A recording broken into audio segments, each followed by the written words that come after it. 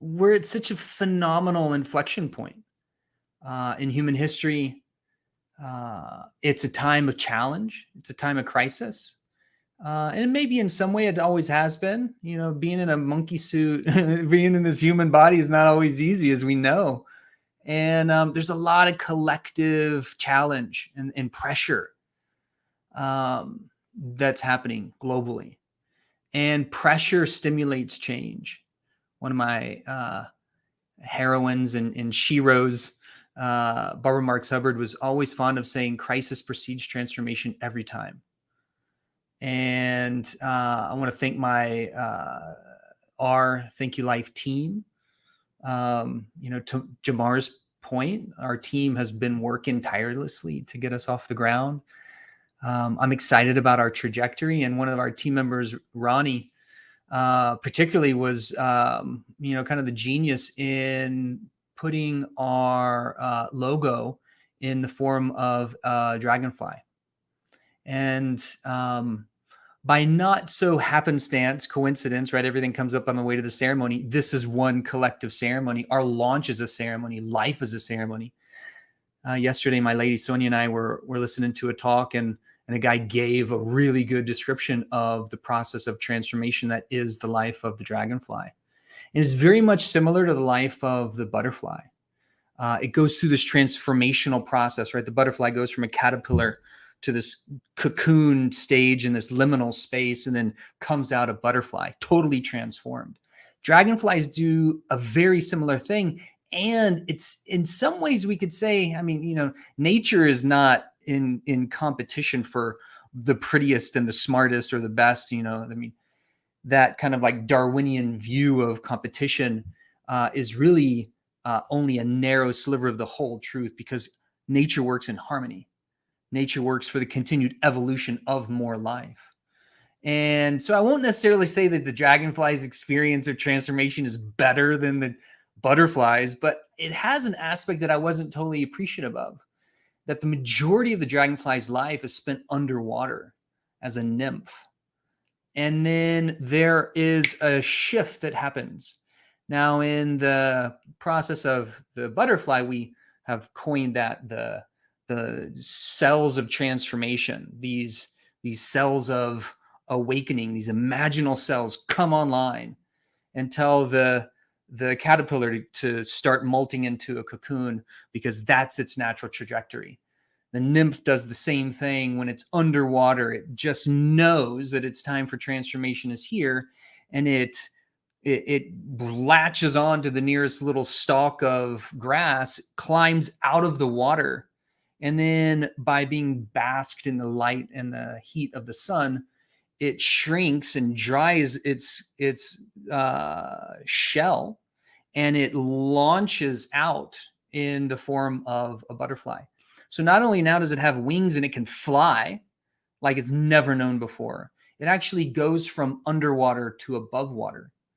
And I think that's very seminal and very characteristic of what's happening here in our time. We are going through a phase shift in human history, undoubtedly. You can look at every institution going through massive change right now. And it's an exciting time. And this is the time where we are being called to advance and evolve our consciousness. And there's no more powerful way to do that than our own deep work of loosening and shedding all of the old armor and the old programs and the old traumas and the old experiences that do not serve us and that are in the way of remembering our own, what I would call, divinity, our own greatness, our own beauty. That's what we're here for, and that's what the medicine work is about. And so where we are as an organization, where we're going, is we're going to continue to support expanded access. And that's the major thrust of our organization. And we're the first singularly focused psychedelic therapy fund. We're also going to support the increased access and expansion of the medicines that we're working with and that are available. Principally, psilocybin is going to come online soon legally, and MDMA therapy is going to come online soon legally. And then we're also going to support the expansion of our community. And so many people today in our launch have spoken about the power of community. There's this dearth of connection, especially post-COVID. And to heal that experience of isolation, bring people back into an experience of belonging, community is the number one orientation for that. And all traditional cultures have traditionally used medicine work in community, not just in isolation. So that's where we're heading as an organization. We're also expanding our research arm to support the trajectory of a person's healing process, what I call the healed human impact. We want to check 1 year, 5 year, 10-year markers of how a person's living, their sense of fulfillment, their sense of reciprocity, give back, their appreciation of their gift, and bringing that online in service to the collective. And the field is also expanding, and it's expanding exponentially. Right now, we have, in this current iteration of the psychedelic renaissance, we have an experience of novelty. Everybody's getting super excited about psychedelic therapy, which is good. We want to bang the drum. We want to create greater decriminalization, like Daniel mentioned. We want to create greater legalization. So through novelty will come alchemy, to understand how to use these medicines even better. And in the context of having multiple medicines in the toolkit, how do you decide which medicine is the right one to use for which person in the midst of the healing they're going through, and in the midst of everything that they're in the midst of in evolving their lives. So that's the alchemy of understanding medicine work.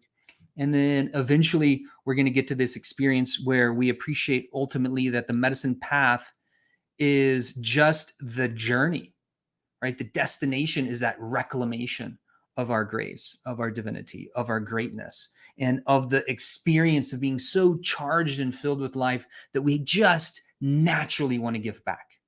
So when we come into that experience of feeling so grateful for our lives, we naturally want to give back. And most of you on this call have probably had some experience in the medicine space, and you probably want to give back. So thank you for being a part of our organization. Thank you for your time. Thank you for all the great forces that have supported our coming together. We feel excited about our trajectory, and we're hoping that you're going to continue to join us on the path.